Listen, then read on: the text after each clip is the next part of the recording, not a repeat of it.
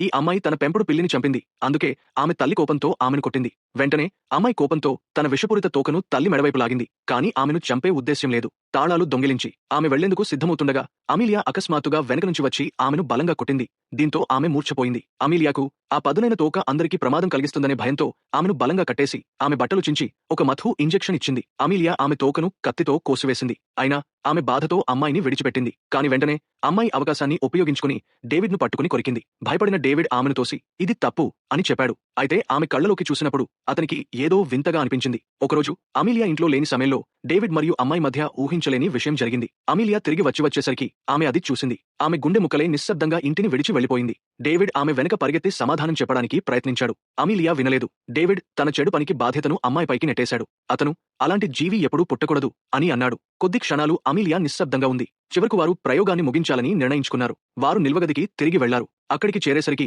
అమ్మాయి ఇప్పటికే చనిపోయి ఉంది. ఏమి జరిగిందో వారికి అర్థం కాలేదు. ఒక గొయ్యి తవ్వి ఆమెను పూడ్చి ఆమెకు సంబంధించిన అన్ని వస్తువులను దహనం చేశారు. ఆ సమయంలో అమీలియా కొన్ని కొత్త ఫోటోలు చూసింది. వాటిలో ఆమె చిత్రాలే ఉన్నాయి. ఇది చూసి కొద్దిగా దిగ్భ్రాంతి చెందింది. కాని తనతోనే అంతా ఇప్పుడు పూర్తయింది అని అనుకుంది. ఇంతలోనే కంపెనీ యజమాని వచ్చి ప్రయోగ ఫలితాలు చూపించండి అన్నాడు. కాని అమ్మాయి చనిపోయింది. ఇప్పుడు వారు ఏమి చెప్పాలి? ఆకస్మికంగా యజమాని శరీరం చెట్టుకు వేలాడుతూ కనిపించింది. అందరూ షాక్కు గురయ్యారు. అమ్మాయి చనిపోలేదు. కాని ఇప్పుడు ఒక అబ్బాయిగా మారింది. అదే వింత జీవి యజమానిని చంపింది.